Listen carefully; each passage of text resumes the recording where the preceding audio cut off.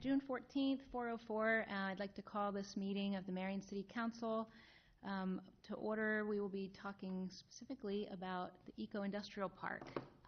Roll call, please. Mr. Draper. Here. Ms. Etzel. Present. Mr. Jensen. Here. Mayor Abu-Osley. Ms. Gedalia. Here. Mr. Brandt. Here. Mr. Cernad. Here. Okay. Thank you. Ryan, take it away. Ready? Yes. Okay. So thanks for scheduling this special work session. And I did provide information in those folders, and I'm sure everybody got a chance to look at everything. So, but we're going to go through each one of these, and it'll be up to the council how much in depth you want me to go into it. If I go into depth with everything, we're going to be here for a while. But there's something specific. Now, if there's something specific you want me to go into further, I'd be more than happy to. I got a ton of presentation material I can really go into, but you'll have to let me know specifically what discussion items you'll want to proceed with. And so, Can you start? yeah. Can you start catch us up on phase one? That's, there's a number of references to what was agreed upon last year. So I know we've done grading. Let's talk about the phasing first, and Okay. then I'll catch you up on phase one. All right, and very why, good. does that sound okay? Yep. Yeah, We'll do and then, that. Ryan, the goal of the meeting is just to get us all on the same page with where we are. This is information, and it'll make sense why we're doing it this way. So, years back, we came up with a conceptual plan for the Eco-Industrial Park. And as you can see in the conceptual plan, all that property is currently owned by the City of Marion. Reasons for looking at this is, number one, the city laid out some sustainability initiatives. Number two, we're running out of space. Number three, we have some significant facility needs, and we'll get into that. And so we sketched out a phase of the scheduled improvements, at least how we see this park progressing. The first phase is the construction of a new maintenance facility for public service. With that is the proposed conversion to alternative fuels, specifically compressed natural gas. The reason why we propose that, and we'll get into it, is that there's some maintenance issues currently with our chassis with Tier 4 diesels, which we'll go into. Plus, the purpose of proceeding with the construction of a new maintenance facility is to see if we can achieve enough energy savings to offset the debt service on those improvements. We're close, I'll tell you that. And at the same time, we want to see if we could make those infrastructure improvements in the most sustainable and efficient manner possible. The second phase that we laid out was the construction of a retail fueling facility. The reason why we looked at that is that we were going to look at constructing an alternative fuel station. Typically, the cities that do that open it up to the public. Reason being is that if you're putting that much infrastructure here in the community, you really need to have other people take an opportunity with that. They need to have access to that. And then we also looked at conventional fuel systems with that, and we have partnered with a vendor to, I guess, finalize a scope of improvements of what that would be.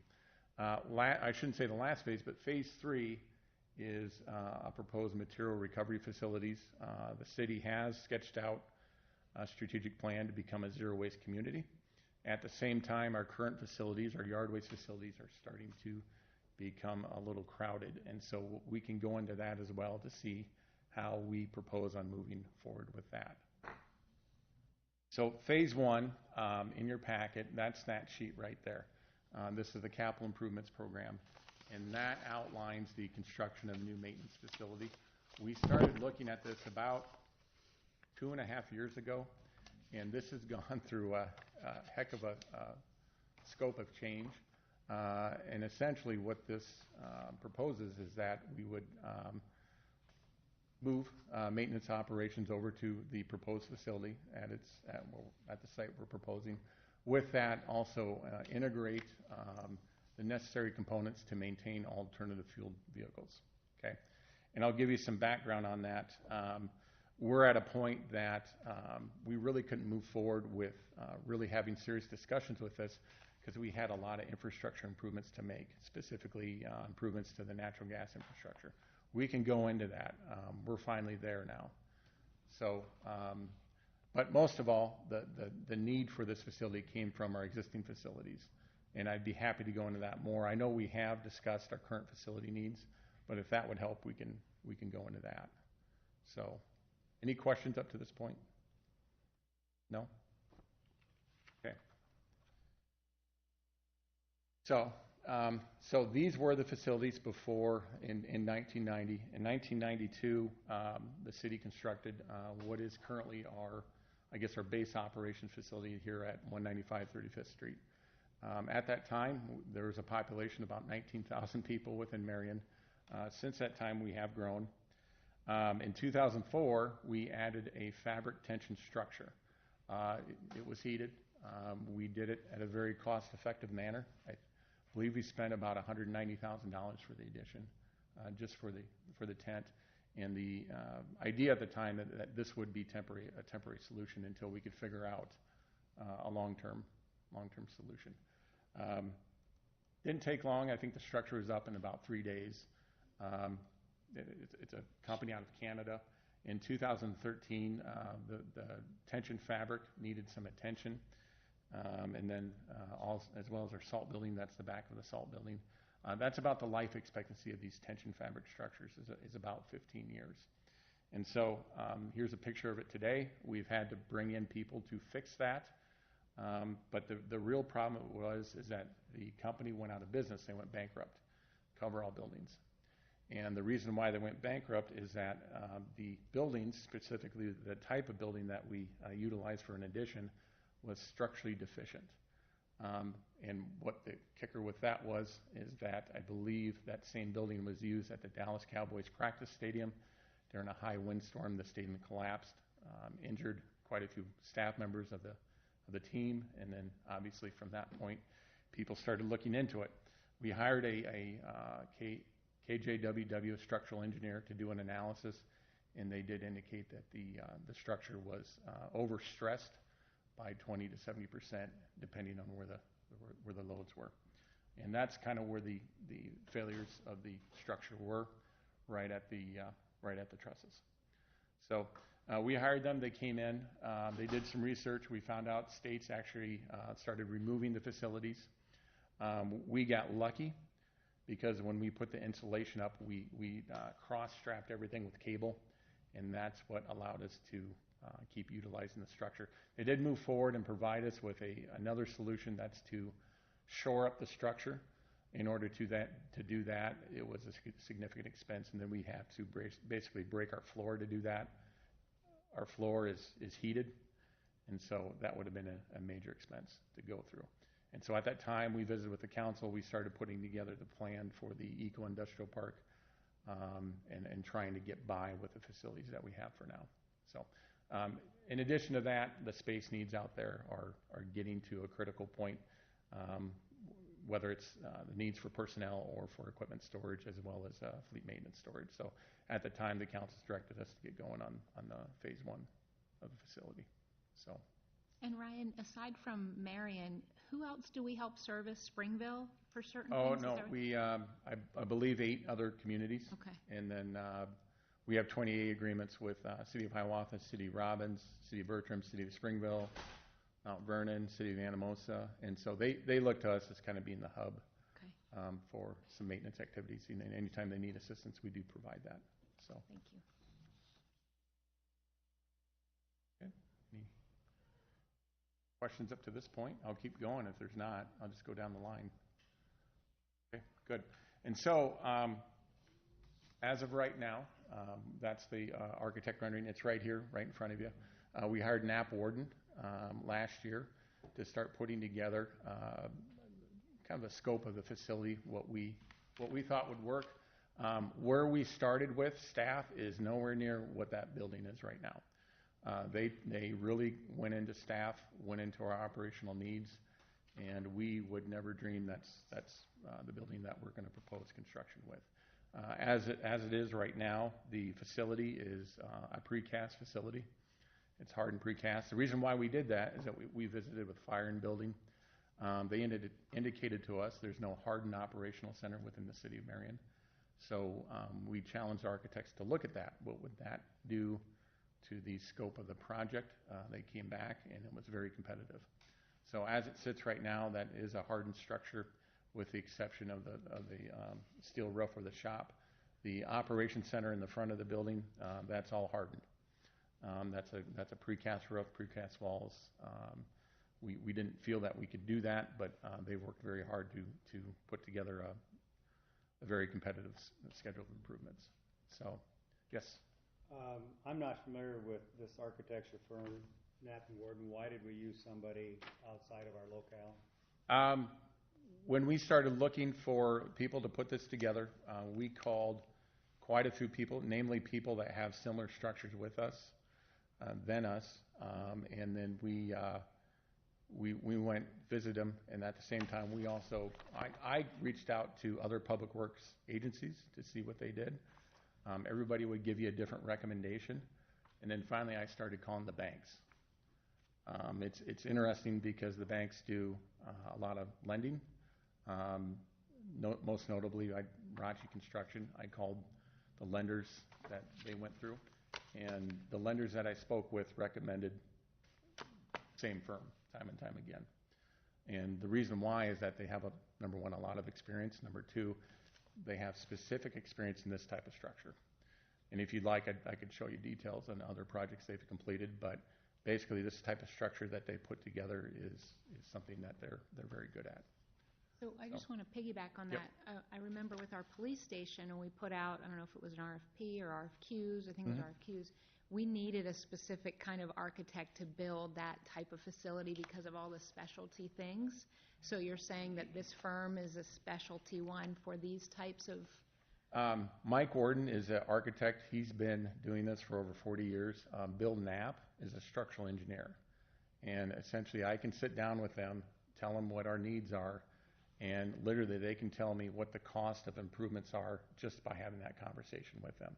So sitting down in a room with them, putting this together, this plan of improvements, they can tell me exactly what these costs are going to be. So staff has been extremely impressed with them. Very knowledgeable. I got a whole profile of experience they have that they've done, and they've been pretty impressive up to this point. Okay, thanks. Okay, any questions so far? No? So the current space that's being proposed, we are proposing about 135,000 square foot facility. 120,000 square foot of that is both equipment storage and fleet maintenance. We did trace on our current fleet profile. As you can see there, we're not overbuilding this by no means, but that does leave room for expansion. And then the fleet maintenance facilities, we are maintaining pretty much all the department's fleet now, and so that's been designed to give us enough expansion for the next 20 to 30 years. And so, yeah. What direction would you expand it to the east? We can go to the east another 100 feet. Yeah. Current, I'll give you the site plan. This is the current site plan of improvements, and that's also in your packet. That's basically where we stand right now. As you can see to the east, we do have about 100 feet of expansion we can go. If we move forward with the expansion across 44th Street, where we think that will be a new yardways facility, more than likely we'd move our refuse fleet over there as well. And so that would open up some additional room for growth.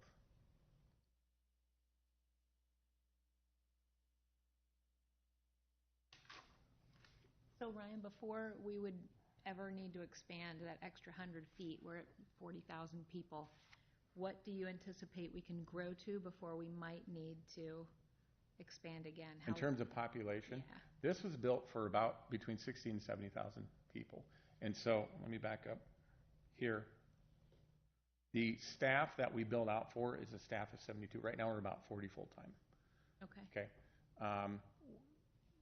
The rule of thumb, 40 full-time is not a coincidence. We have a population of about 40,000 people. And so really at public service, by the time you take solid waste and you take road use maintenance, sanitary sewer maintenance, believe it or not, that's not a bad number to go by. So 50,000 people, figure that we'll have close to 50 full-time individuals, 60,000 people. And so this is actually built out for 72 full-time employees. Yep. Ryan, how many miles of additional road would it take in order for us to add one truck for maintenance, such as like snow plows? I'm thinking of all these developments going in and streets and blocks and. It's not necessarily the road miles, it's the subdevelopment that goes in. And so we block it off right now. Our maintenance standards for like snow removal are 8 hours. We can get everything cleared within a 4-inch snowfall. And I'll explain this to you. Just because we might add a section of roadway doesn't necessarily that's going to add a significant amount of time. It's the neighborhood build-outs, the residential growth that we have to watch. And that's exactly what I'm leading to, like out on Echo Hill, out in these developments that we're adding a ton of road space, but obviously you go by time and not road. Give you another example. When we add a solid waste route, we need about 500 stops to add another route. And so right now under manual collections, we collect about 500 households per day. That might change depending on what direction the council wants to go. But basically you can also figure on adding an additional 2 trucks for snow removal when you do that. So in our line drawing here, where there are blanks, is that true? Yes. That those would be vacant at this, is this a representation of our fleet currently? It is, so it's an accurate detail. Very accurate detail. Thank you. Yep.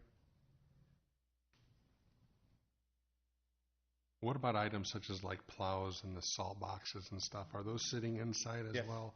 Yeah, in the and off-season? so we'll go into that if the council wants into the chassis, but every chassis that we buy is a multi-purpose chassis. Either we use them as a dump body or a dump truck, and in the wintertime we convert them over to uses for snow removal. Okay. Yep. Okay. And then when we get into if you want to go into solid waste, that'll be interesting because we're looking at different multi-use bodies. Right. One of the questions that have come up of whether or not we would entertain leaf collection, citywide leaf collection. We can, and that's where we would program this in now. If we did that, this would be the time to do that. We would look at what they call a hook truck, and we could change off the service bodies. Okay. That's probably the cheapest way to implement that program. Okay, thank you.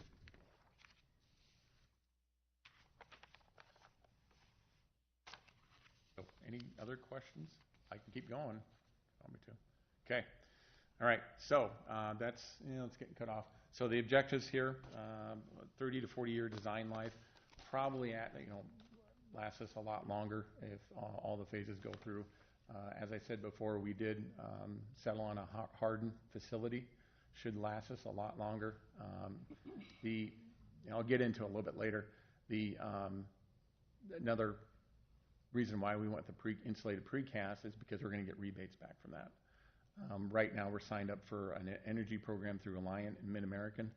They looked at that. They came back with that. So, well, if you do that, we're going to give you some rebates. So that's another reason why we looked at it. Is there any portion of this building that's going to be LEED certified on any of the? We chose early on not to go LEED certification, but the council will have some choices to make on how green they want to make this building.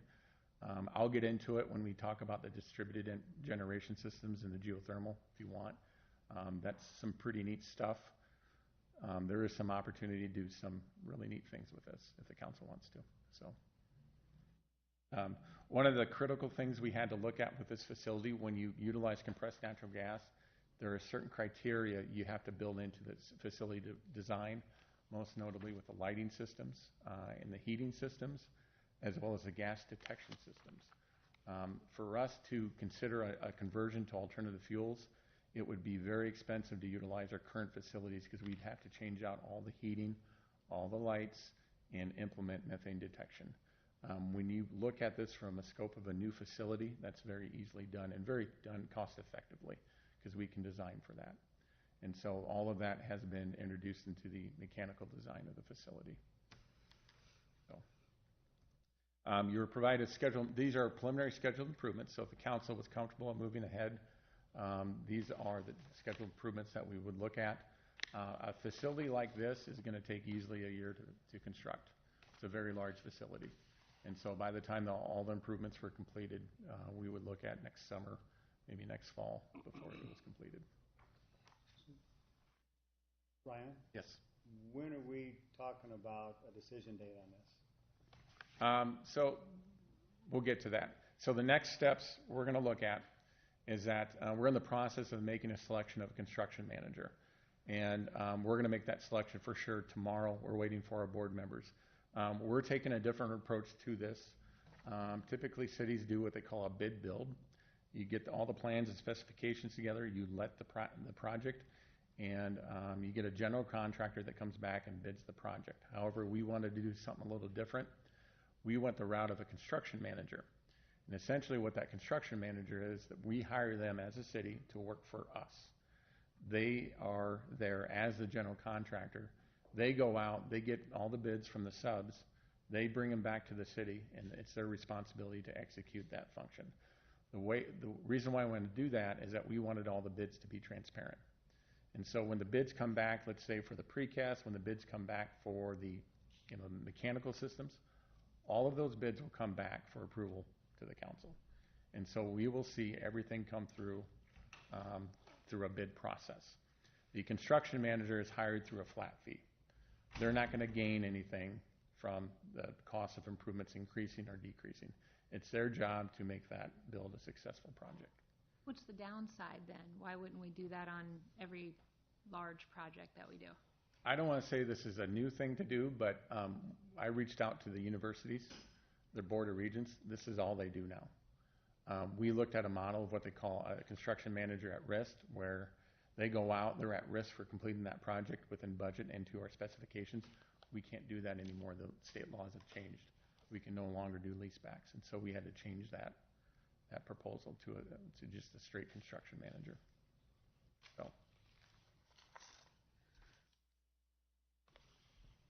So the next steps would be that selection of the construction manager. We're in the process, and I'll get into that a little bit more. Completing what they call the energy analysis. We're not paying for this. Mid-American and Lion are paying for this. This is through the White Group. They're out of Minnesota. They're doing an energy analysis on the whole facilities as well as what we call the renewable energy systems. And I'll explain that a little bit more. And then upon approval or upon selection of construction manager, we would, the next step would be to schedule the public hearings for the issuance of a revenue bond. And that would be within 2 to 3 months. So the purpose of today is just to bring you up to speed on these improvements and see how comfortable the council is in proceeding. And all this is in our CIP? All of it? Okay. Yep. You bet. Yep. Makes it a little easier. Okay. Good. I can keep going if you'd like. All right. You'll see this document in your CIP project. Now, one thing I point out, there is a schedule of improvements of $1.5 million. However, that's not the cost to the city. What this is what they call a geothermal and renewable energy systems program. How this is being proposed is that it'd be through what they call a power. Did you get that? Not in there. No. Oh, really? You said, yeah, I know you were talking earlier, but You sure? I don't see it either, if that's the top page. Anybody else have it? You got geothermal? You got that? Where was it?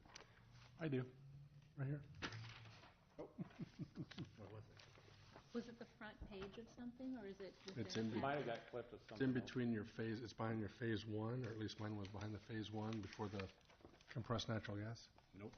I went through everything this morning. Okay. I'll get you the document. I do not have that one. I'll explain this. And this document, this right here is not just a faceplate document. This is not a cost to the city of Marion.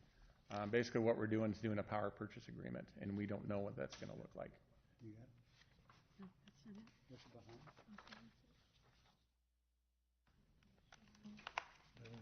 I'm up to speed with you. Yes, sir. Under this phase one. No, geothermal. Yep. Okay. You can all gather around. So, We'll let Randy. I'll go into it. construct this Yeah, section. there we go. And so when we started this project, we were enrolled in what they call the new construction program. That's through Mid-Am and Alliant. This is no cost to the city. As long as we participate in this program, the city can receive some significant rebates back on this. And the way we propose this program is that they would look at potentially some renewable energy models, as well as recommend the type of materials we use for this facility to make it energy efficient. And I'll give you just some ideas. In this park, we looked at renewable generation, both solar, and then with some recent discussions with Alliant, they're interested in doing potentially a wind project out here. Nothing in concrete yet, but those are just discussions right now. What a power purchase agreement is that the city does not pay for these improvements. The solar panels, wind, or even the geothermal systems, we do not pay for those. We let a private party put those improvements in, and then rather than paying a bill to Alliant and or Mid-American, we pay a bill to that developer. It's a very common thing right now for solar. The reason why people do that is that there's a lot of tax credits and there's a lot of tax liability that for-profit entity can take advantage of. And so essentially what they do is that in the world of solar, they would sell it back to the government entity at just a price per kilowatt hour. And so they're in the process of reviewing that. We've already done some studies. This is Dubuque is one public works place that did that. They have a power purchase agreement with Eagle Point Solar. And essentially you put in a 15 or 20-year lease or power purchase agreement, and you essentially buy electricity from them. That's how it works. But it's on your property? Yes. And then in addition to that, they lease the space from you. So that's what you get out of it, as opposed, we can't reap the benefit of the tax. Oh, well, no, we're not tax liable. Right, So we okay. can't get that tax credit.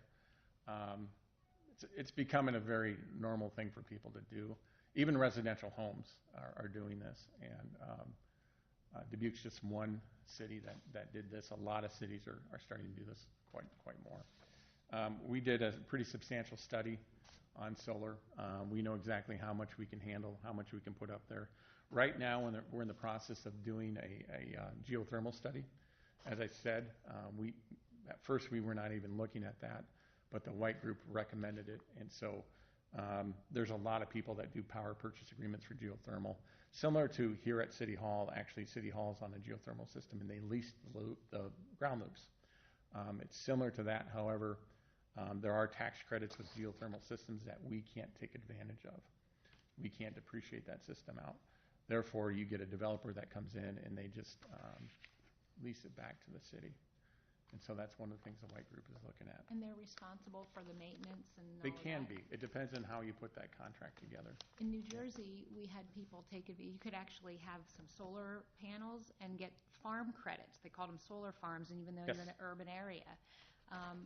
Do we have zoning and that kind of stuff in place for turbines, if that's something we might be considering?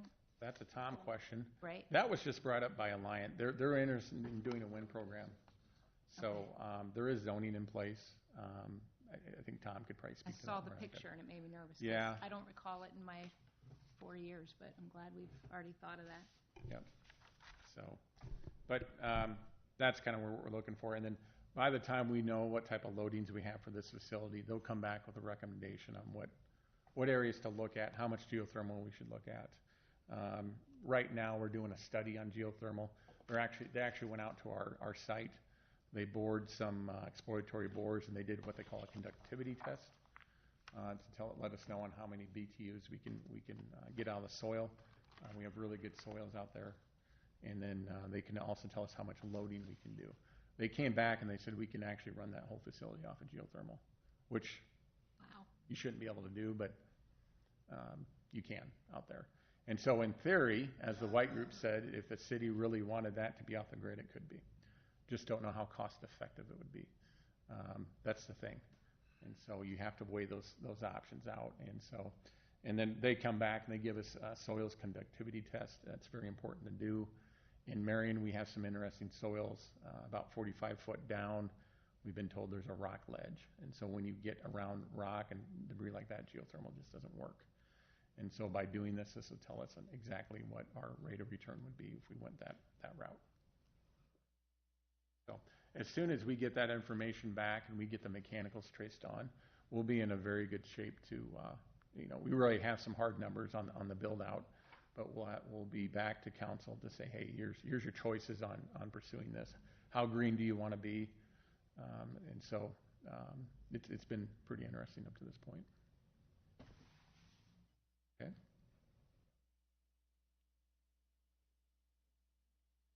One more general question. Yes. On this facility number that's in here of $7 million. Yep. Has that number, how old is that number? And have the architects 2 days. given it 2 days. How we came up with that number, we said, hey, that's our goal. And that's why I was very leery about even looking at precast, because that's a very expensive build. They actually went out to subs, preliminary, and got pricing back. And so these are actually pricing we have from subs without going out. So this has some cost merit. Oh, absolutely. I can show you Okay. pricing already. I didn't know if it was from a year ago or. No. We All right. keep up to date. Last thing I want to do is come back and ask for more money. That's why I'm asking. I wasn't Yeah. sure. And Thank so, and I got a full spreadsheet of what the costs are right now. And so I could probably tell you right off the top of my head how much everything costs. Good. So. Ryan, could you, for the benefit of the rest of the council, explain to us the importance of, obviously how important your department is for the city during a disaster, and what the ratings are for this building to be able to withstand, some of the natural disasters? Yep. And so we did meet with fire and building initially, and it was a good discussion. We were looking at a pre-engineered steel building, just a steel structure to begin with, because they're like, hey, there's no way we can afford that. And that was the most cost-effective build. We sat down with them, and they said, is this an essential facility? And we kind of looked around, and there's a classification of essential facility. That means essential facility is where emergency operations takes place. And as Fire alluded to, if there's a tornado, snow event, blizzard, whatever, guess what? You guys are the ones coming in for that. And I said, yeah. And right then and there, I could see it was kind of a challenge to us. And so essential facility is classified as having a storm shelter, which is included in the build, as well as having wind loads that can withstand up to 125 miles per hour, having hardened facilities for communications and to continue operations. And so, and then of course, the fire department, they always like to use hardened materials as opposed to just steel structures. And so at that point, I was getting a little nervous, so the architects went back. They actually brought in some precast manufacturers from out of state, some big manufacturers. We met with them, and they stepped up to the challenge and said, yeah, we can make it work. And so that's essentially why we did that. The entire office structure, here, I'll show you. This whole structure is hardened. When I mean the entire office is hardened, that means the whole thing, even the ceiling, is concrete, precast. And we didn't plan on that, but we got the numbers back, and we saw that we can make it work. And so it should have a pretty long life. And other things we have to do is backup power, backup generation. That's things that we already have. There's just certain things we have to do to call that an essential facility. So as of right now, it didn't really add. It added a little cost, but we're still within the budget that we outlined. So obviously, we have to go to work when it snows. So, yeah. And another thing is, people forget how much equipment we have inside that building. We have a lot of money. You'll see that here in a little bit, how much money we have in rolling stock. And so that has to be protected. Thank you. Yep, you bet. So a lot of this project is geared off of energy savings, most notably transportation fuel savings. We've been looking at compressed natural gas for quite some time, easily the past 5 to 6 years. We've been slow at this because we want to make sure it works before we move forward with anything. At the same time, we've had some challenges with utilities. Everybody find that sheet? Okay, on the project sheet. Okay, good. This is the project sheet right here for the improvements. This is a natural gas fueling station. Right now, it's scheduled improvement at $1.3 million. The way the improvements are proposed, that's a very large fueling station, and I'll explain the mechanics behind it here in a second. But that picture you have on there, that's traditionally what they used to look like, and that's actually a very nice fueling station. And these fueling stations are typically built with compressors, storage tanks. They can be very expensive. That type of station is well over $2 million. And I'll show you here later what we're proposing to do. So behind that, I kind of showed you a fuel analysis, our fuel estimates that we did some time back. What we did is that we took our diesel and gasoline consumptions over the last 10 years. We averaged those out. Then we took estimates from the Department of Energy. We plugged those in over the next 15 years. It is only an estimate because we never know how much fuel we're going to use every year at public service. We could have a very light winter. This year was a very light winter. Or we could have a very heavy winter where we blow through the fuel budget. Typically, we have heavy winters. We don't stay within budget within the fuel guidelines. With that, we are a growing city, so we factored that in. And if you look at that cost model, if we go with compressed natural gas, and I'll explain to you why it's cheaper here later, our total fuel costs are just right around $550,000 over the next 15 years. If we stick with diesel and gasoline, we're going to spend about $6.8 million. I'm going to be honest with you, when we put those numbers together, I will stand here and tell you right now, we will blow past that because we were very conservative when we put that together. We'll have quite a bit more savings in that. So that's a very conservative figure. If you look at what diesel prices are plugged in for this year, I use $2.30 right now. Diesel price is well in excess of $3. So there's really no good way to give you an estimate over the next 15 years because we don't know what fuel prices are going to be, and we don't know how much fuel we're going to use. If we were a transit system, it would be much easier because I could tell you exactly how much fuel we use because they have fixed routes. We know exactly what their fuel consumption is. So Ryan, I remember the Linn-Mar School Board continues to replace school buses and buys a newer kind of fleet that would use this compressed natural gas. I don't know if Marion Independent does the same. Well, there is opportunity there, and we'll talk about that. Okay. Linn-Mar has been going to propane. That's a different gas altogether. But don't they have some that are using the compressed natural gas? No. We are one of the few cities that do. There is only two other cities right now with two other cities that look at compressed natural gas, and I'll explain why. Okay. It's very tough. This is probably the toughest alternative fuel to do in Iowa. It really is. But yeah, that's kind of what we came up with numbers. And I'll go a little bit further. The reason why we started looking at this was not over fuel savings. It was over the maintenance of diesel engines. What had happened, and I'll go into this more, in 2007 they had the Clean Air Act that came out, and that said you had to start using what they called Tier 4 diesel engines. They had to be such a clean burning diesel engine that they had all these components on it. I'll show you why, but here's a 4-year cost of a diesel engine versus a compressed natural gas engine. That's over 4 years. That's preventative maintenance. Those are numbers we know right now.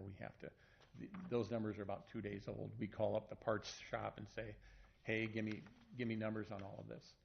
And that's exactly what it costs to maintain a diesel engine these days. Compressed natural gas engines, there's not much maintenance with those. And how about the life of the engine itself? So that's looking at 4 years of Yep. savings? Life of the engine is actually much longer. The reason why it burns much cleaner, we know this for a fact. We'll get into that. When you change the oil, we're changing them too soon because the oil is very clean.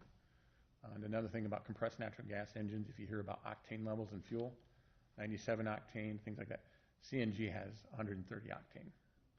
So it's a very clean burning fuel, very accurate fuel. Octane refers to knocking in your engines. It's the timing of the pistons going up and down. There's pretty much no misfire in compressed natural gas. And I'll go into that more. We'll go into that if you like. And how about the performance of a diesel versus a CNG truck? If you take, so I'll pick on Cummins. If you take an 8.9 liter diesel and 8.9 liter Cummins, it's about how you time and torque the engine, because diesel fuel has a lot more BTUs than, let's say, natural gas. But if you torque the engine down, let's say we run our engines typically at 15 miles per hour when we're plowing snow, it's not an issue. Yeah, fuel performance is the same, everything's the same.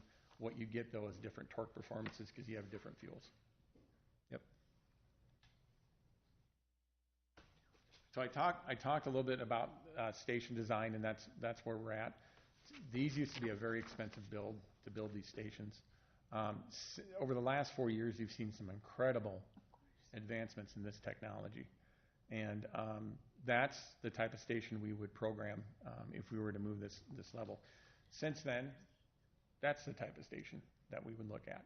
And so essentially what they've gone to is that these compressor systems are modularized, palletized units that basically they deliver, set right on site, set on a pad, and then you hook up redundant compressor systems because you don't want this compressor to go out during the winter or during when we're picking up garbage and not have fuel. So the proposed designs that we have implemented actually has 5 to 6 compressors designed, and that provides for redundant compressor systems. Typically they don't go out, but we don't want to take that chance. And so what you'll see with these systems, if you go up to a compressed natural gas pump at the Eagle Park, you'll fill up your tank. You won't notice the difference. It'll fill up the same rate as conventional fuel. We can actually get it to fill up a 75-gallon diesel tank within 70 seconds if we wanted to. We're not going to do that because we don't need to. But yeah, it fills up quick. But this system is designed to be very energy efficient. I think we're working with the best outfit in the world on this design. They're down in Texas. And so that's kind of the systems we have in place. The reason why compressed natural gas is so tough to utilize, that's a map of all the compressed natural gas fueling stations 2 years ago. In Iowa, they had 2, maybe 3. If you get up to Wisconsin, they're more widespread. I'll explain why. But if you go to the East Coast, West Coast, a lot more stations. If you go down south, Oklahoma, there's a lot more stations. Yeah. So it's been a challenge, to say the least, to get this going. That's Iowa. That's the last 2 years. There's about 8 to 10 stations.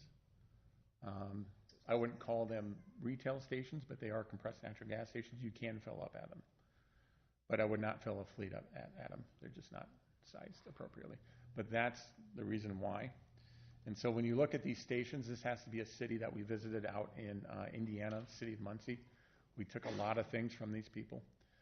They converted the fleet just how we're proposing. They converted everything at once. They built that station. That's actually a retail station that the public uses. It's very successful. And you're suggesting that we do that as well, correct? Okay. Yeah. And so they converted their solid waste fleet to start, and eventually they converted all the rest of the fleet. The only thing you'll see different is the nozzle. That's what a nozzle looks like. So if anybody wants to come out and look at ours, that's what they look like. With a commercial nozzle, you just strap it on, hook it, it fills. You really don't know a difference. So that other nozzle that looks like a dispenser, that's a retail nozzle for cars. So. Is there anything that makes it less safe than the current fuel we're using from a combustible It's actually safer than conventional fuel. The reason why, I can go into that.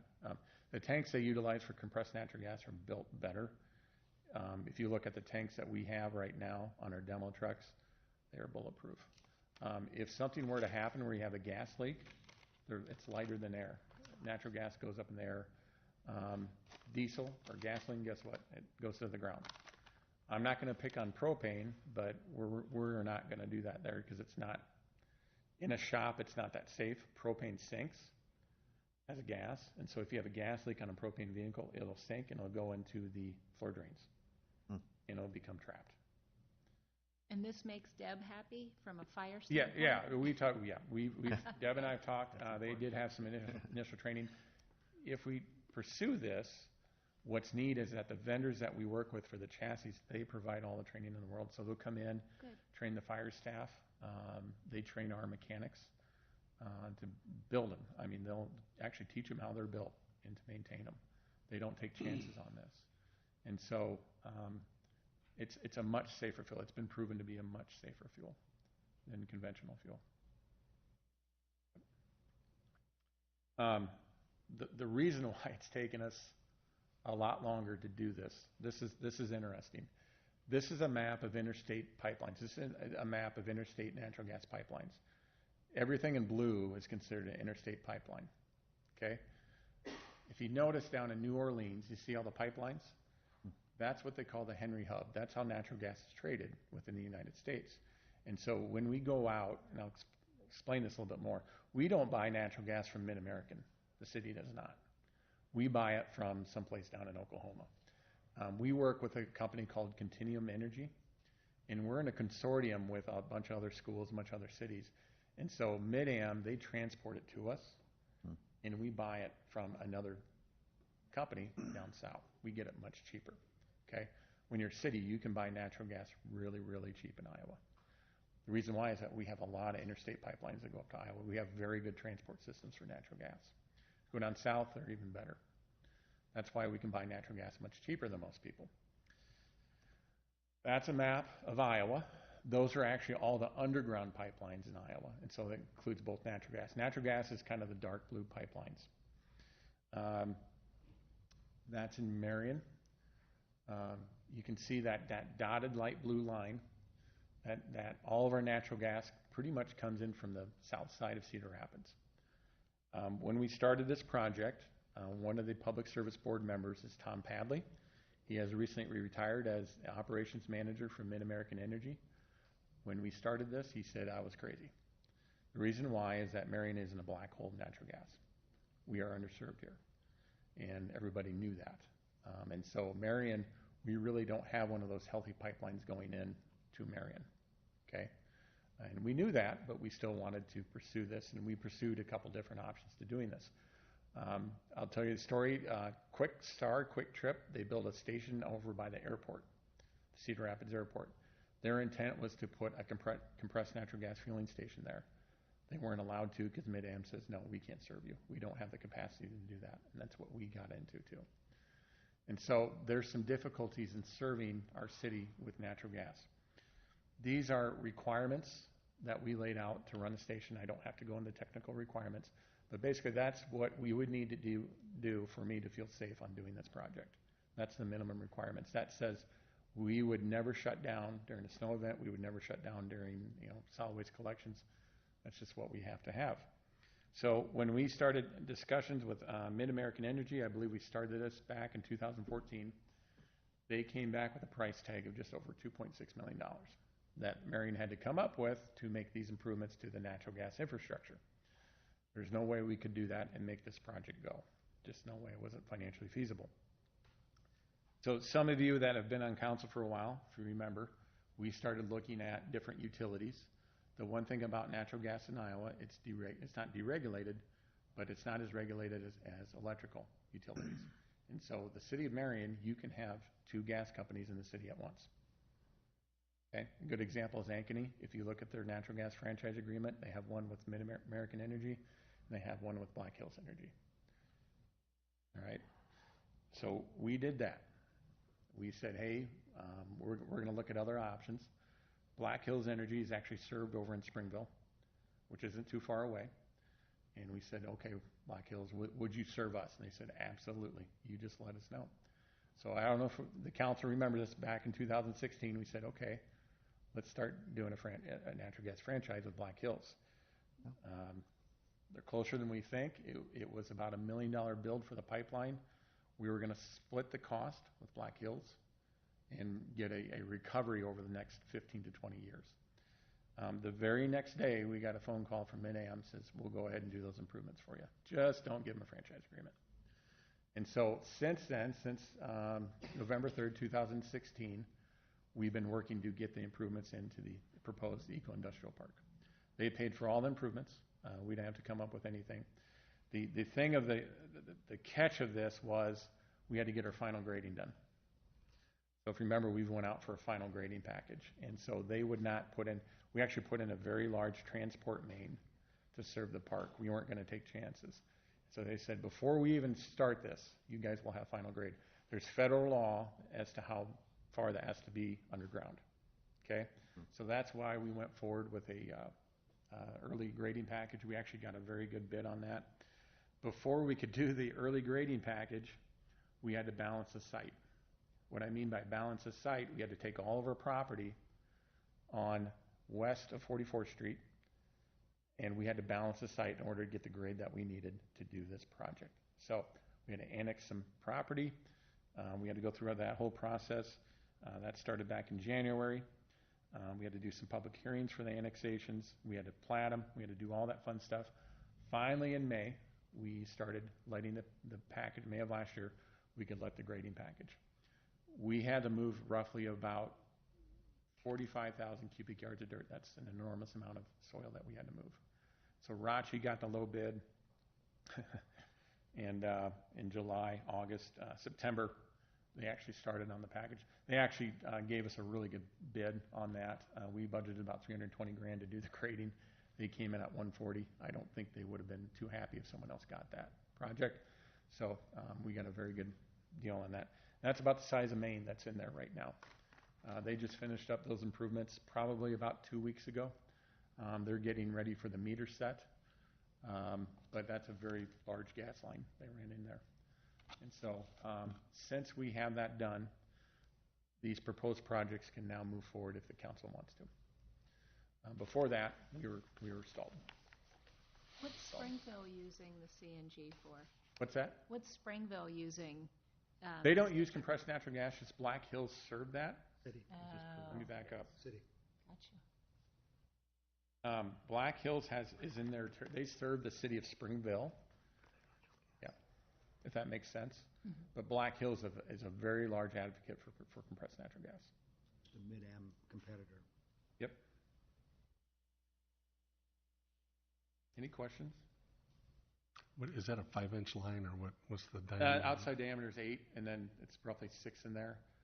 They can give us about 60 pounds. That's pretty heavy.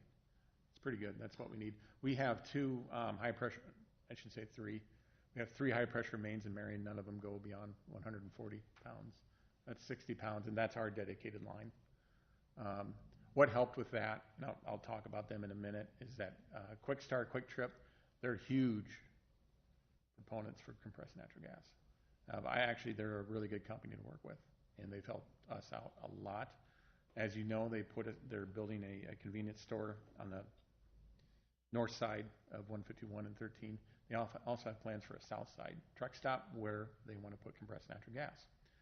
And so we both leaned on Mid-Am pretty heavy to upgrade the lines. Last year they started, if you go down 35th Street, you can see the new, right around 150, just by Walgreens there, you can see the new compressor stations they have. Those are brand new. It's part of this build out. And so Mid-Am's also planning on increasing the capacity going down Highway 151 as well for that station. So that helps us. That's one more station we can have here in the city.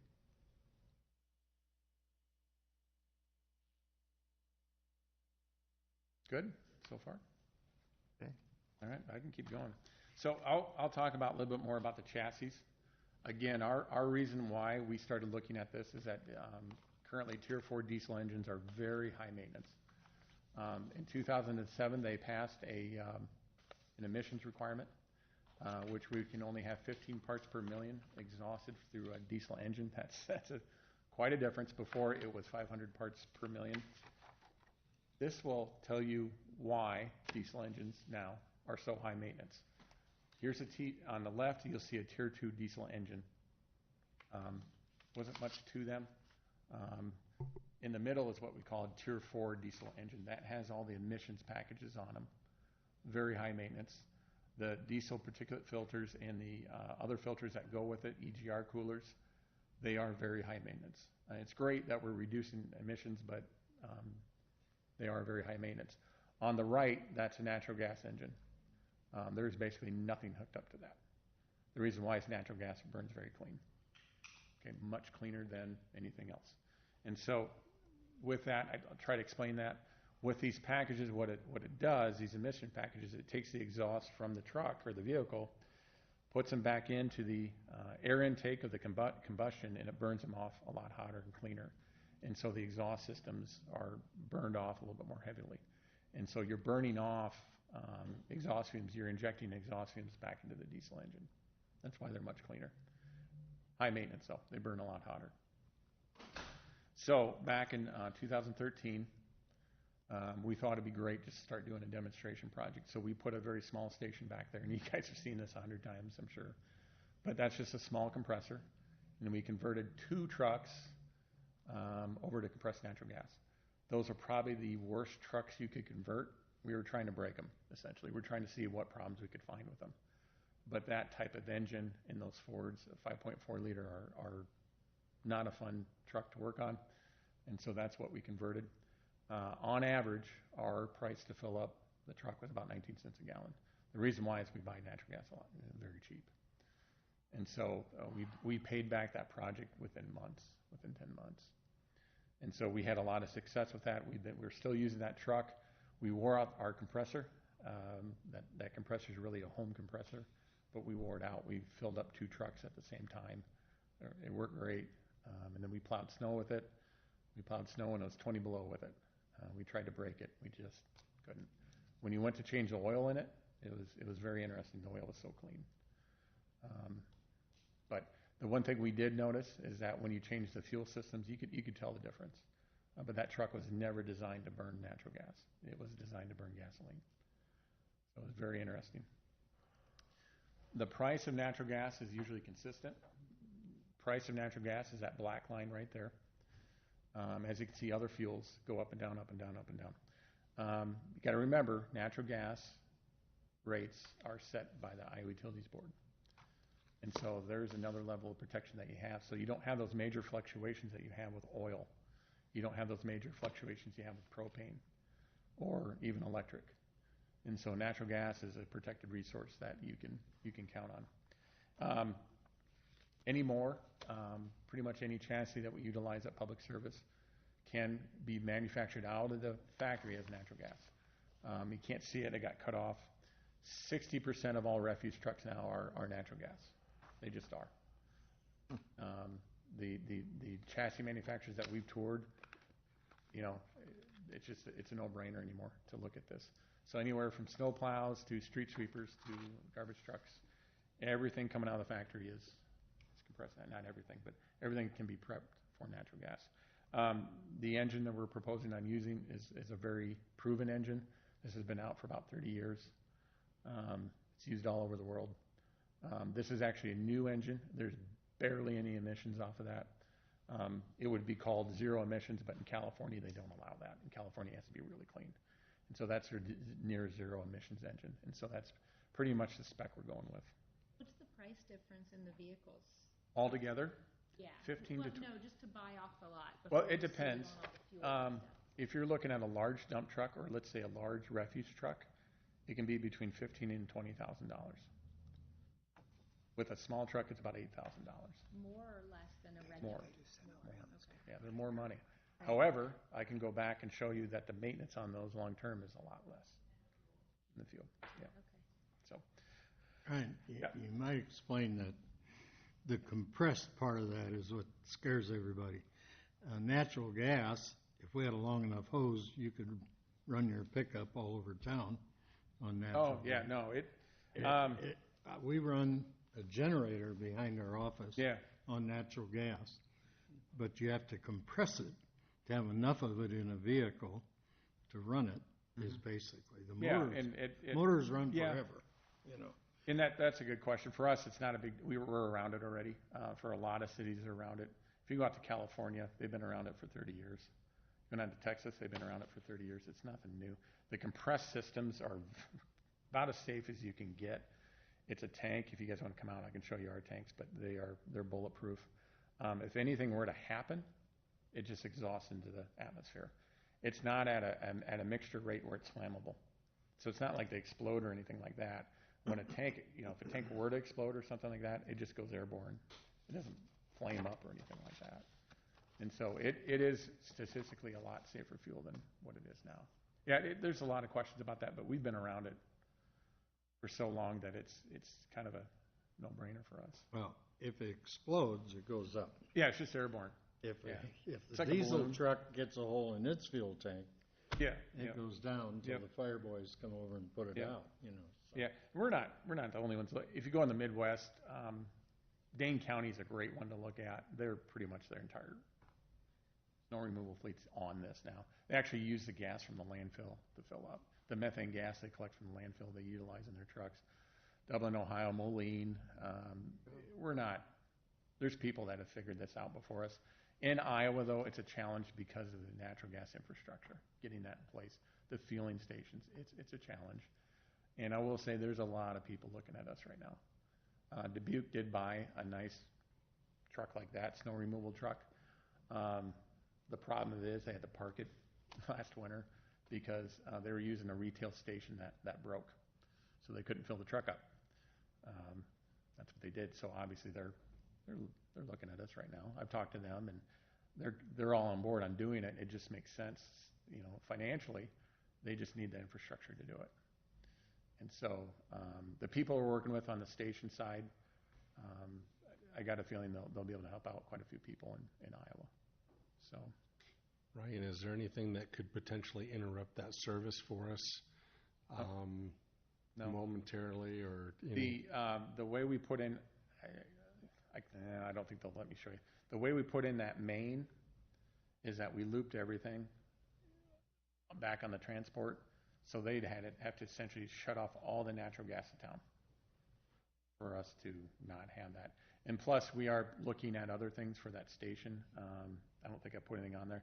Virtual pipeline, we've talked about that in the past. What you're going to see in the next 5 years is that you're not going to be compressing gas anymore. They have new tanks now that are made out of carbon, charcoal, and it absorbs the gas. You can look this up if you want. It's an absorption technology, so now you don't have to compress it as much. You compress it less than propane.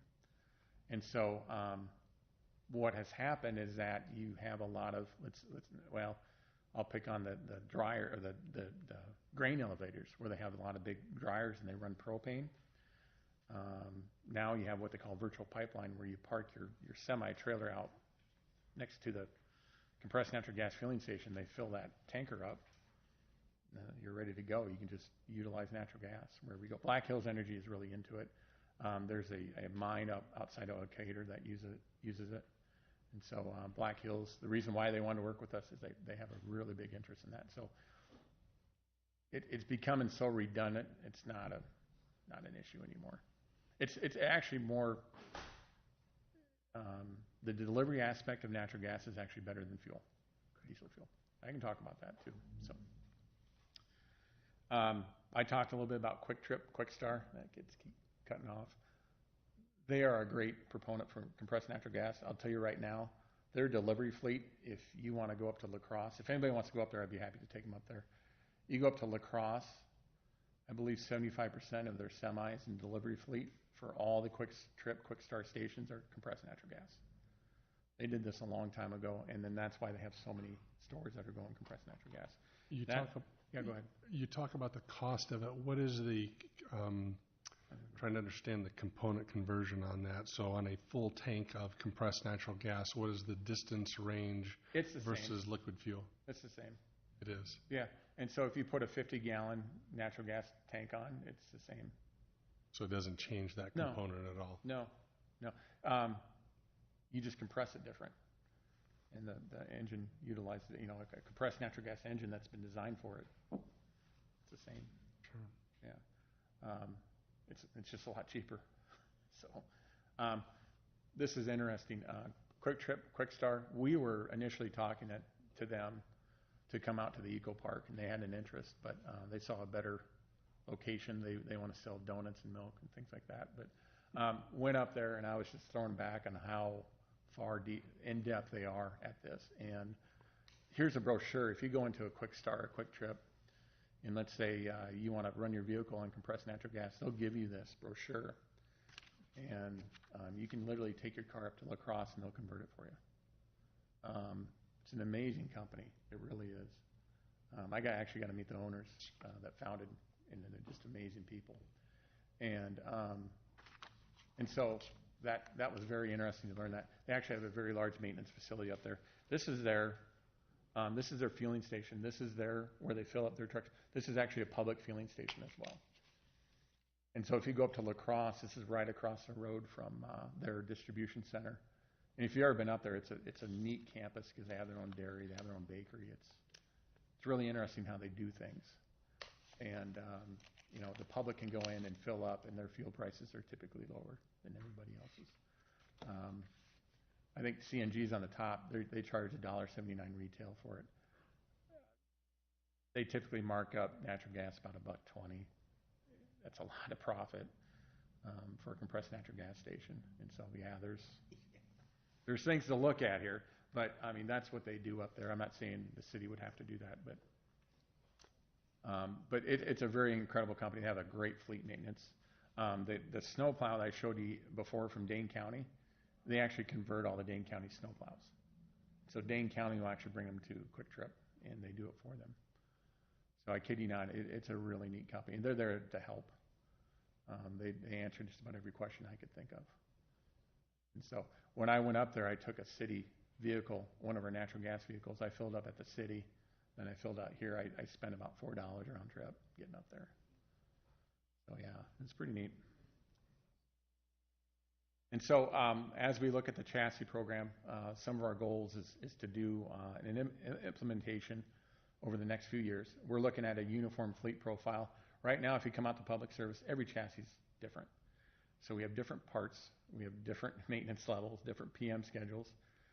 And by doing this, we can actually pick a chassis profile that's consistent. And then not only that, but then we can go out to bid with a multitude of chassis. I know this for a fact. When we started doing that, we got their attention because people will want to bid on this project. People want to put their names on something like this. And so I know for a fact what type of pricing we get back, and it's very competitive.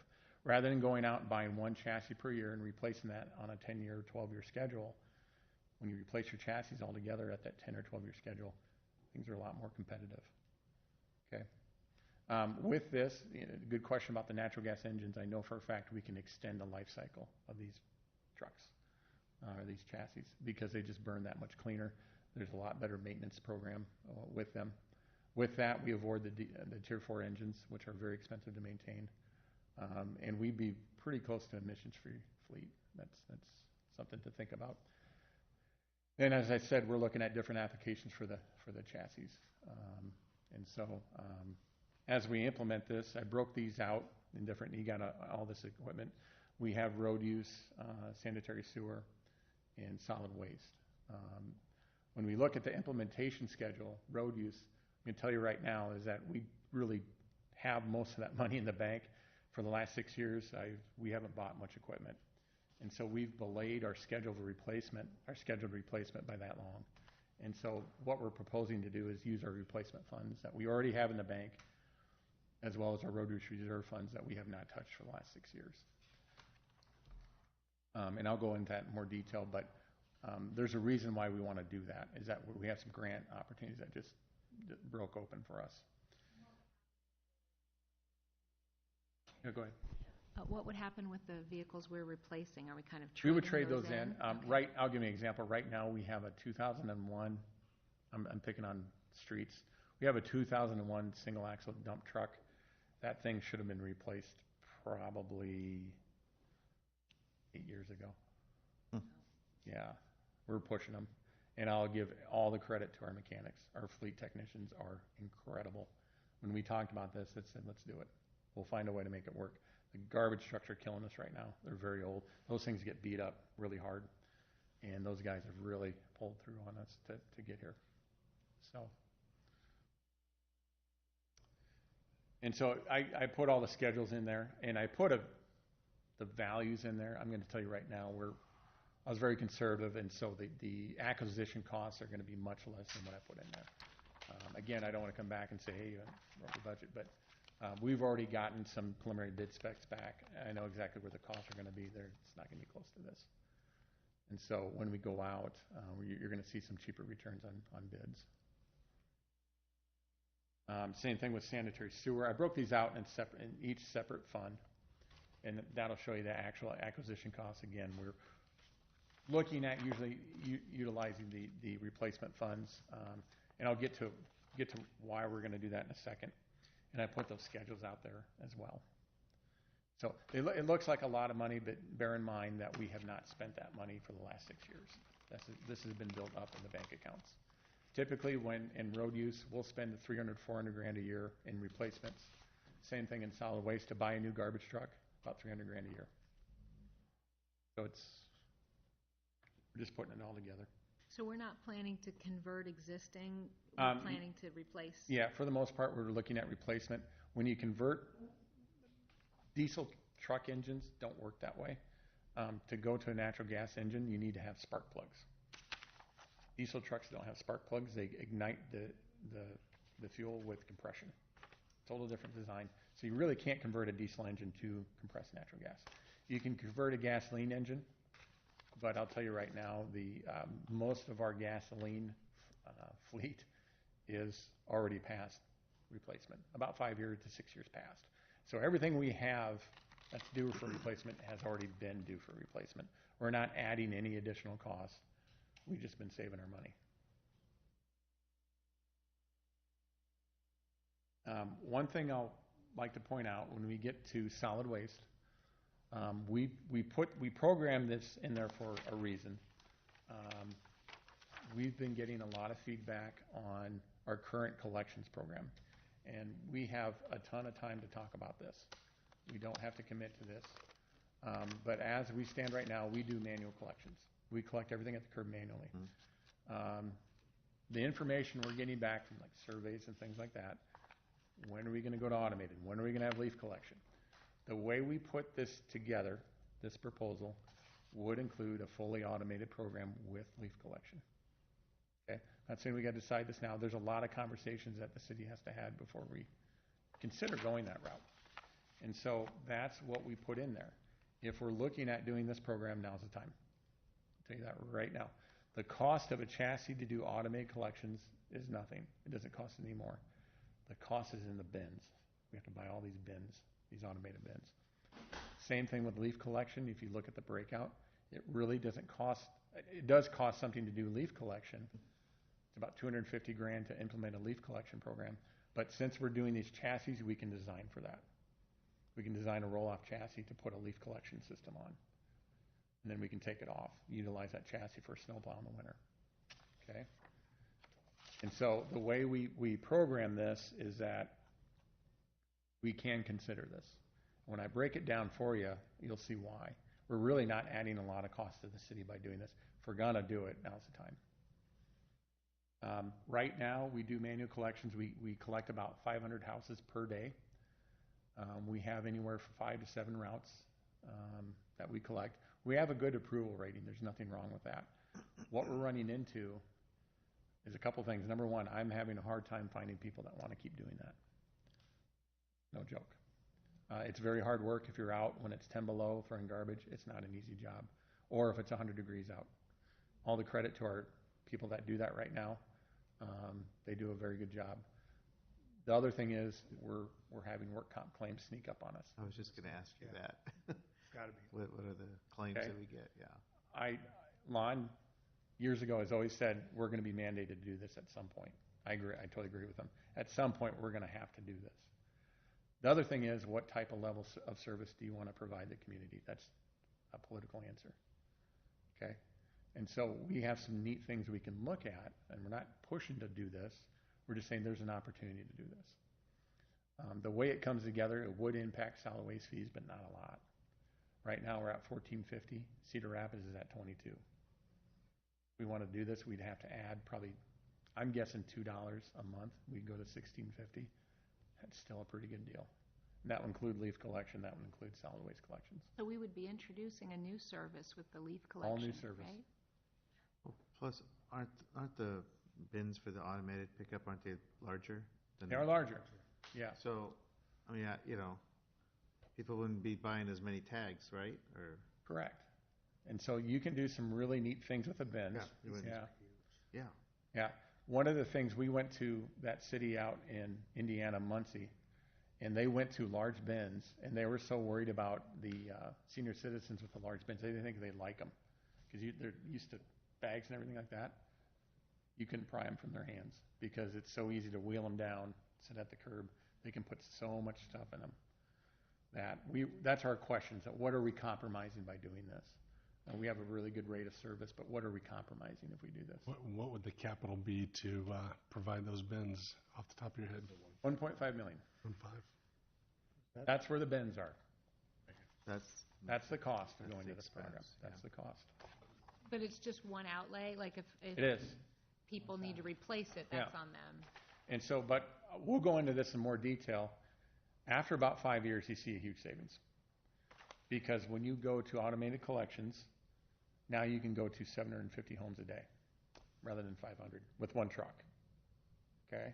And so that's going to belay adding a truck and a driver to that. So a truck's $300,000.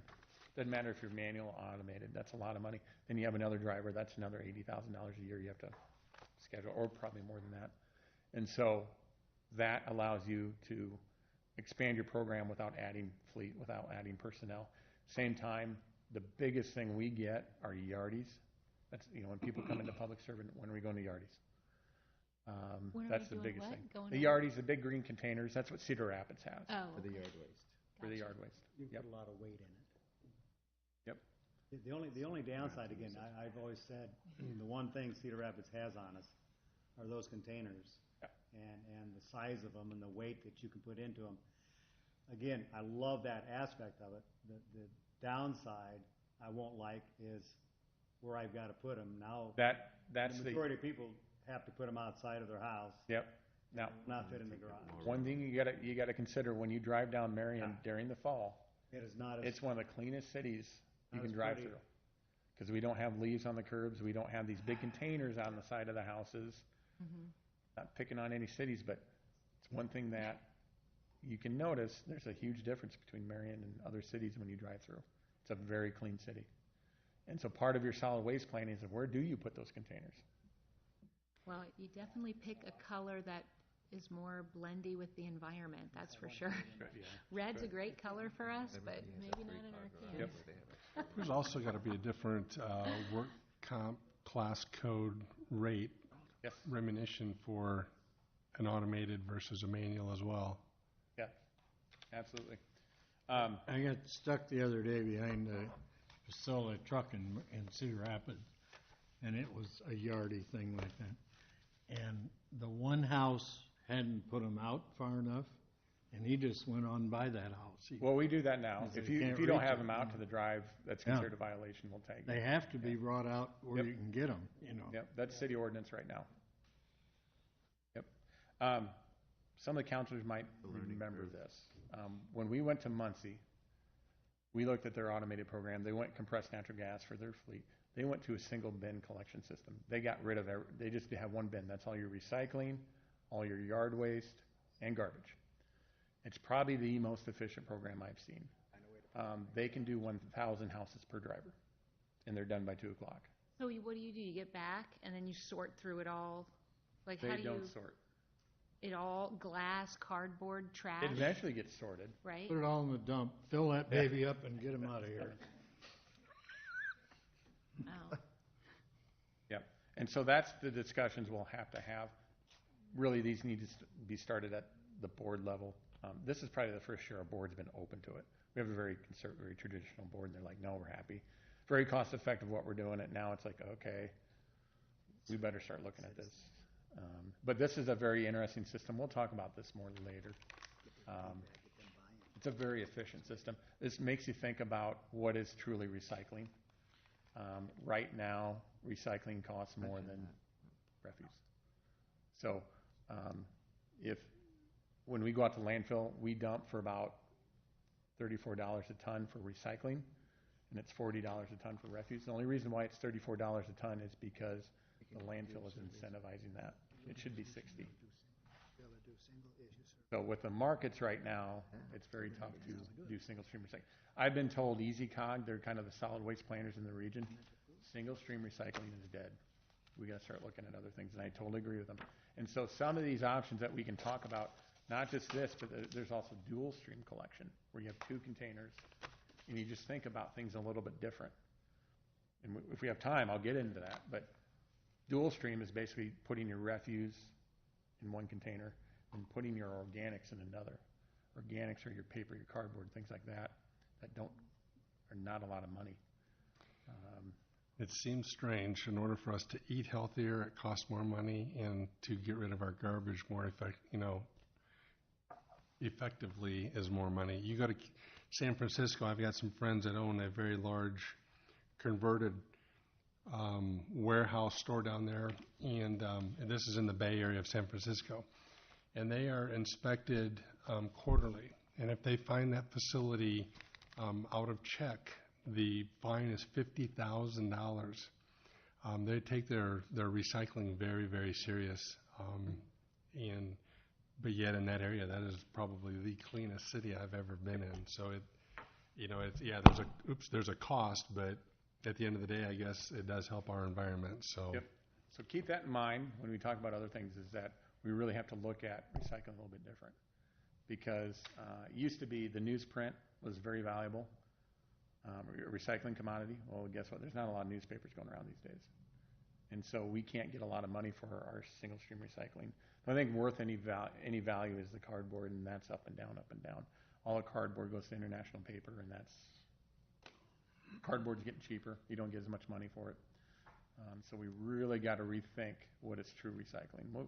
If we have time, we'll get into that.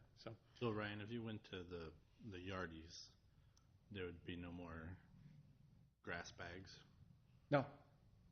That's another thing that drives people nuts, is that grass clippings. We actually have an ordinance that you can't put them into a container because they stick in there. But that would completely gone. You wouldn't need the bio bags or anything like that. Put a lot of weight in there. Yeah. Can you have more than one? Would you place it in more than one yardie? How much coverage do you get? I'm talking Yeah, what yard kind of trash waste. are you making over there? When I do my Brant? yard waste, I usually have 3 or 4 garbage cans. You should cut it more Cut often down than the tree and 2 put the months whole at a tree in time. there. Well, when it grows this high and it's a weed, and I got to get rid of it. Get in there and pack it. Those things are big. If you look at, and so the solid waste, I'll go back to that. So the way we got the solid waste set up is that we would actually look at a solid waste revenue bond to implement that program. The reason why is that, the containers would cost us a lot of money. We only have about $2 million in solid waste replacement to go to automation. If we didn't go automation, it would cost us $2 million in chassis. But we want a balance in there, obviously. So really, to do it effectively, we would bond for it. Now, the interesting part, that debt service, if you calculate out, I'm thinking it's going to be just over $300,000. That's what we spend every year on a new garbage truck. It is. And so if we kept on the same system that we're doing, buying a new garbage truck every year, that's what a new one costs. If we do this program, you're going to see some efficiencies. You're going to see some cost savings. Over the next 10 to 15 years, the only additional chassis you would buy would be Growth. due to city growth, And we collect not fees. replacement. Right. We collect fees on that. Because at the end, we would do them all as a lump sum. Absolutely. And what we're finding out, other cities are starting to do that because it makes sense. You got one chassis, and it's just a lot more efficient. Oh, gotcha. Yeah. So if you were to go, if you go Yeah. back to if you go to that where everything's in one, everything on the east side of 44th, If we have time, we'll talk we about need that. that then, We'll really? talk. Yeah. If we have time, we'll talk about that. I got like 20 minutes and I got to go, but yeah. I'll hurry. And so one of the things that has happened with alternative fuels, Volkswagen, you guys have probably heard about this in the media, huge settlement with the United States. They lied about their emissions. Right. The state of Iowa got $21 million out of that settlement. And so they've been trying to figure out how they're going to break this out. What's that going to go to? It has to go towards emission reductions. We've been watching this for the last year and a half to see what they're going to do. We met with them. Now they have a mitigation program. And so every year they'll give about $3 million up for schools, for school buses. They'll pay 100% for school buses. And then $1 million for other chassis. That's where we come in. And so for government fleets, we would have the opportunity to be, get $1 million every year out of other cities that are going to renewable fuels. It's not as what I thought, but they would pay for the replacement, 100% of the replacement of a chassis. So if we're ready to go and they put this program online, there's some opportunities for some grants. We're going to have this around for a couple of years. So We're first in line. I mean, there aren't other cities. Yeah, they could go propane. That counts. Oh. Trust me, I've been But we tugging have a on their good- we ears have a quite a good bit. shot at it. They know we're coming. If Yeah. we want to do this, they know we're coming hard. So, the only trucks that qualify are vehicles that have older diesel trucks. Well, that's us. So it's kind of good we held on all these That's years. us. So, they know we're coming, and I've been pretty vocal about this. So, we'll be ready for that. We'll see what, and then that way, if we do it over a few years, we can try to grab some of that grant money if the council wants to. Council Okay. wants to, right? Well, of course we want grant money. Yeah. Free money. All right, any Depends questions? what kind of conditions it comes with, right? I don't know. No, actually, no, No it's conditions. actually Good. pretty easy program. The vendor does all the work for you. So if you Okay. have a vendor that you're buying the chassis from, they fill out all the paperwork. Oh, they apply Yeah, for the and so grant? I'm like, yeah, let's go for it. Well, yeah. Not a lot of staff time, just Great. almost like an energy rebate these days. So, okay, any questions about phase one?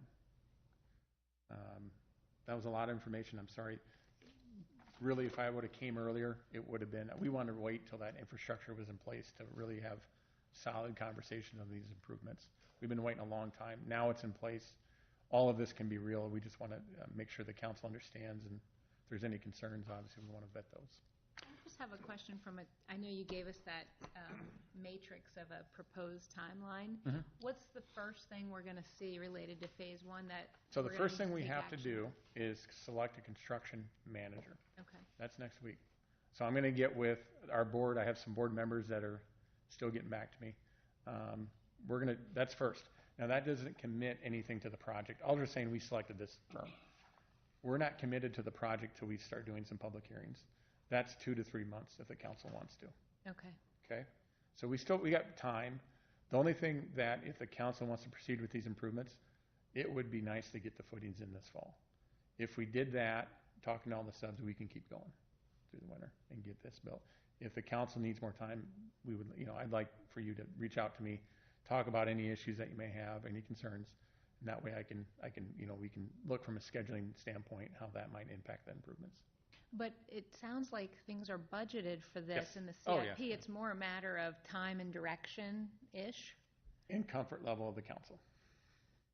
That's my main concern. Okay. Yeah, I want to make sure everything's out there, everything's transparent.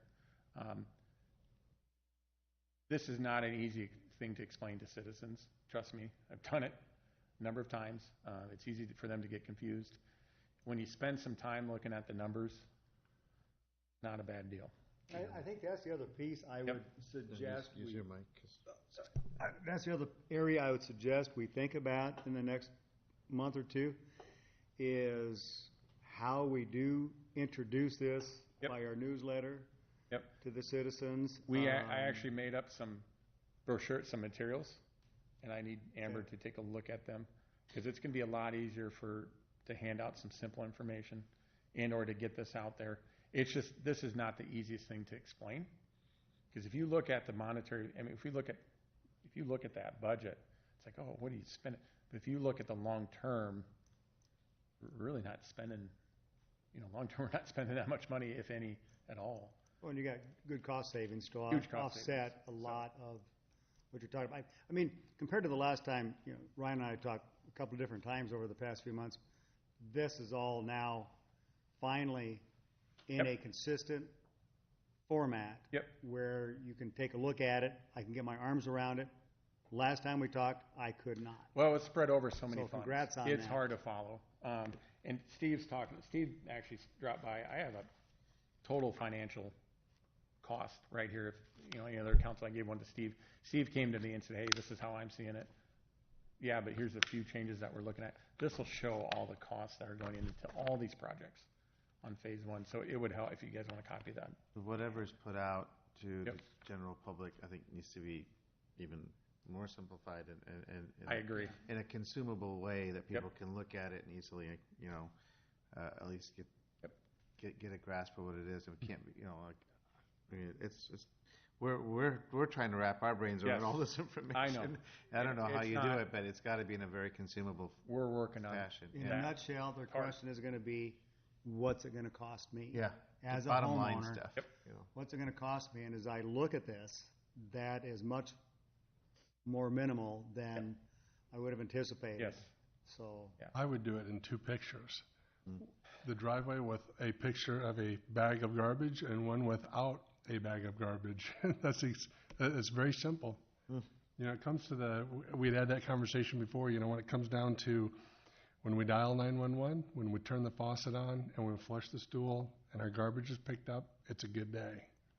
So there's a lot of components to that, but going to this, you know, we had talked for years about going to the zero waste concept, you know, so there's been already a lot of talk out on the street as far as people knowing that we're starting to take a look at making some changes and so forth. So it's all going in the right direction, so. Yeah, let's see if I can, you know, we can talk about that too, but, and I'd be happy to talk about that again, but that's all phase 1. I gave you some information on phase 2 and phase 3. I'm happy to go into that if you want. I know some people got to get some places, but we haven't stopped. You know, the council's had some pretty big goals, and we haven't stopped with those. We've actually made really good progress, and so I'd be happy to go into those if you'd like. It just depends how much time you want to spend tonight with that. Ryan, will the New Banks TP make it through another winter? We hope so. We found a contractor out of Illinois that specializes in fabric structure, so they're going to come in and put some fixes on it, put some different canvas. The problem is we looked at recovering that thing. No one wants to recover it because it's structurally inadequate. They want to be liable for it. Yeah. And then we can't get the covering anymore. Can you turn the heat up to help melt? Oh, the heat's not an issue. Yeah, well, but I'm thinking of melting. Oh, it does melt. If we have a lot of snow. Yeah, it does melt. We know enough not to park next to it. Sounds like a jet engine with it. How about the duct tape solution that came up about something else? Yeah, duct tape. We're actually using aircraft tape right now. Cool. If you go around there, you'll see all the aircraft tape in the world. We got a good deal on it, so we're using aircraft tape to cover it. We're not worried about. We'll find it. We always find a way. Well, we don't want to sink a lot of money into that, knowing it's you know, probably not going to be there that long. We got a great staff. Do we have a repurpose for the current facility? Or has that? What I can say is that it will not be hard to find a solution for that. There's been solutions waiting. There's people waiting to get that. We're going to parcel that off a little different. We're going to keep a lot of the salt buildings at cold storage. We have an incredible interest in our current building there. The tent's got to come down. It's not feasible to have that, but I'm not too. That is not a concern. That answers your question. Not a concern. Depending on what direction the council wants to go, that'll make a lot of sense real quick. Oh, one more quick question. I know we're not going to spend a lot of time on talking about phase 2 and phase 3, but when you talked about Quickstar, we got the Quickstar Truck Center out there on the southeast corner of 13 and 151. Is that going to be CNG? Are they going to put that in there? It could be. And if so, yeah. Then why are we talking about putting in a retail center? Oh, no, because if we went out there, we're going to pay $2 a gallon for fuel as opposed to 32 cents. So, does that make sense? Well, yeah, but a retail center is a sale to the public, where we're still in control of our cost. Yeah, if you own the compression. Right, we'll still own the compression. Yeah, they're going out, they want to be retail. Yes. They don't want anybody partnering with them. That makes sense? I don't know, it depends on how, again, I don't know the background on phase 2. Yeah. So are we trying to profit from phase 2? Because I don't see us wanting to be in that business. We don't have to. That's going to be something, and I can go into it a little bit. We don't have to. Our objective is to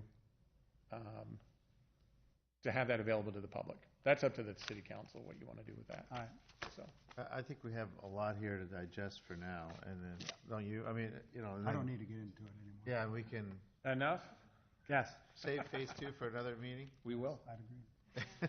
This was super helpful, though, because you had given me a binder, and I had gone through that, and that was some of this. I know the fuel numbers were in there, but well, Steve's right. It's hard to take this and that and this out of different funds, and all of them pass out kind of. Steve had a similar spreadsheet, and that'll help even more. But this actually puts it into place, and you actually can see take the cost savings and put it against our bond debt and things like that, and then.